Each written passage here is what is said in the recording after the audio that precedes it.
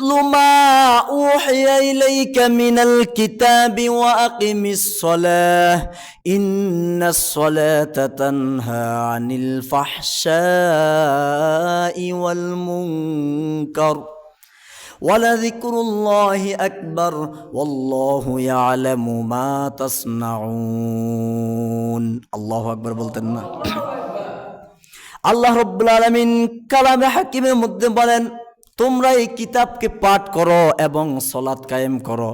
নিঃসন্দেহে পরের আয়াতে বলে ইন্নাস সালাতা তানহা, নিঃসন্দেহে এই নামাজ মানুষকে অশ্লীল এবং ফাহেসা কাজ থেকে বিরত রাখে। সুবহানাল্লাহ বলবেন না? কি কাজ থেকে? যত ধরনের ফাহেসা কাজ আছে সকল কাজ থেকে নামাজ কি করে? মানুষকে বিরত রাখে। সুবহানাল্লাহ বলেন।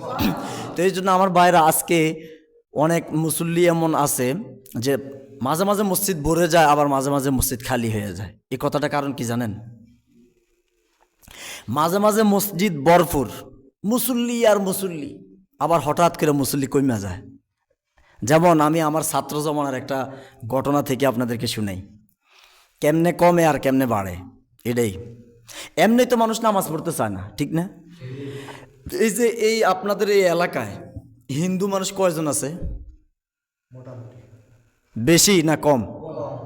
কম না? মুসলমানের সংখ্যা কম না বেশি? এই তুলনায় মুসলমান যে পরিমাণ আছে, এই নামাজের সংখ্যা বেশি নাকি বেনামাজের সংখ্যা? অর্থাৎ নামাজের সংখ্যা বেশি নাকি বেনামাজের সংখ্যা বেশি? বেনামাজের সংখ্যা অনেক বেশি। কিন্তু এই নামাজিকের মধ্যে আবার অনেকটা প্রকার আছে, যারা সূরা কেরাত ঠিক মতন জানে না, নামাজের ভিতরে দোয়া তাসবিহ এগুলো কিভাবে পড়বো এগুলো কিচ্ছুই জানে না, এরকম আছে না নাই? তবুও তো আল্লাহর বান্দা পড়ে, আছে না নাই? কিন্তু মাঝে মাঝে এই যে মুসল্লিগুলো যেগুলো রীতিমতো নামাজ পড়ে, এর মধ্যে আবার খালি হয়ে যায়। তার একটা জ্বলন্ত প্রমাণ, আমি ছাত্র জমানায় আমার ওস্তাদ এক জায়গায় আমাকে এই ছোট একটা মসজিদ এলাকার ভিতরে নামাজ পড়ার জন্য দিছে। তো ওই এলাকায় আমি নামাজ পড়াইতেছি, নতুন মানুষ, ভয় পাইতেছি। এলাকা সব শিক্ষিত লোক, এলাকার ফলাফান সকালবেলা দেখি এই বড় বড় বই কতগুলো লই স্কুলের দিকে যায়, এরা পড়ে। আমি ভয় পাইতেছি, মাশাল্লাহ এত শিক্ষিত এলাকা, টোটালি জানি না, এরা এগুলোকে সাবধান। তো এগো মানে এক একটা সাইজও আল্লাহ দিলে আপনার অস্ট্রেলিয়ান মানুষকেও মতো এক একটা মোটামোটা আর কি বুঝে নিত, নাদুস নুদুস মোটা সোটা। তো এরা যখন মসজিদের ভিতরে ঢুকে মানে মাঝে মাঝে এমন এমন দুই তিনটা ইংরেজি শব্দ উচ্চারণ করে, ভয় পাইয়া যায়। তো আমি ভাবতাম এরা তো অনেক কিছু জানে। তো আমি প্রতিদিন নামাজ পড়াইতেছি। ফজরের পরে এক দুইটা দোয়া পড়াই, যেমন সানা তাশাহুদ এগুলো পড়ায় না ইমাম সাহেবরা অনেক মসজিদে, তো আমিও পড়াইতাম। তো এক সপ্তাহ ধরে মনে করেন শুধু সানা পড়াইতেছি, শুধু দোয়ায় কোনো তাশাহুদ এগুলো পড়াইতেছি। তো এক সপ্তাহ পর আমার মাথায় একটা বাড়ি দিলাম যে প্রতিদিন পড়াই, মোটামুটি এক দুই কাতার মুসল্লিও ভরপুর হয়। তা আমি একটু লোয়া তো দরকার, এরা যে পারে কি পারে না এটা লোয়া দরকার আছে না, যত বড় শিক্ষিত হোক না কেন, আমি আমার চেষ্টা আমি চালাই, আমি লইতে থাই কি কন। পরে আল্লাহ আমি একদিন ফজরের পর দোয়া শেষ করার পর সিরিয়ালে একজনটা কই, মুরব্বী মনে কিছু নিয়েন না, যে এতদিন যে আপনার ঘরে সানা পড়াইলাম, সেই সানাটা কন, সানাটা কন। তো হে হঠাৎ করে যখন এই কথাটা কইছি, হে এরকম করে ফ্যাট আমি দাঁত হইতেছে। আগে কি আমরা ফ্যাট ব্যথা নাকি? কন্যা হুজুর আমার ফ্যাটটা একটু ডিস্টার্ব দিচ্ছে, হ্যাঁ বাড়াই গেছে গা। পরবর্তীতে যে আমি বললাম, মুরব্বী আমনে বলেন। বাবারে সকালবেলা মাথাটা আজকে কিরম জানি লাগতেছে, হ্যাঁ গেছে গা। বিশ্বাস করতেন, এটা আমার জীবনের বাস্তব ঘটনা। আমি আশ্চর্য হয়ে গেছি, ছোট্ট একটা মসজিদ। তো তখন আমি হেফজে পড়ি। পরবর্তীতে ওনারা বলছি, উনি কয় হুজুর আজকে না, আমি আরেকদিন বলবো। উনি ওদের বাড়াই গেছে গা, থাকলে আবার যদি ধরি।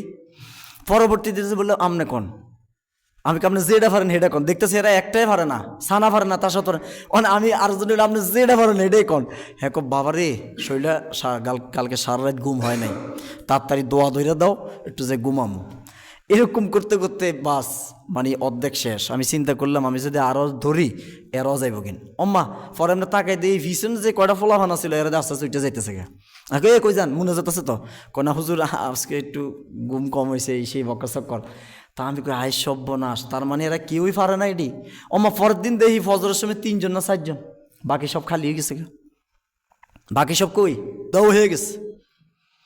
ওই যে আমি ধরনে তো আমাগো কিছু মানে বাংলাদেশে এমন কিছু মসজিদ আছে দেখবেন মুসল্লি আর মুসল্লি, নামাজি আর নামাজি। আমরা সব জানি, বাংলা ভাষায় সুন্দর মতন বক্তৃতা দিতে জানি, ইংলিশে ফডর ফডর কইতে জানি, তারপরে আপনার সব দিকে আমরা মানে সাহিত্যিকতা অর্জন করছি, কিন্তু কোরআন যেটা মহামূল্যবান একটি গ্রন্থ, একটি কিতাব, ওই যে আমি বললাম উতলুমা উহিয়া ইলাইকা মিনাল কিতাবি ওয়া আকিমিস সালাহ, আল্লাহ যে কইছে কিতাব কি করো, পড়ো, এই কিতাবটা আমরা কেউ শুদ্ধ করে পড়তে পারি না। দোয়া কালাম নামাজের ভিতরে যা পড়বো এগুলো কিচ্ছুই জানি না। তা আমি যখন এই লোকগুলো ধরলাম, ফরদে আর মুসল্লি নাই, ফর তার দড়ি না, এমনি ফড়াই।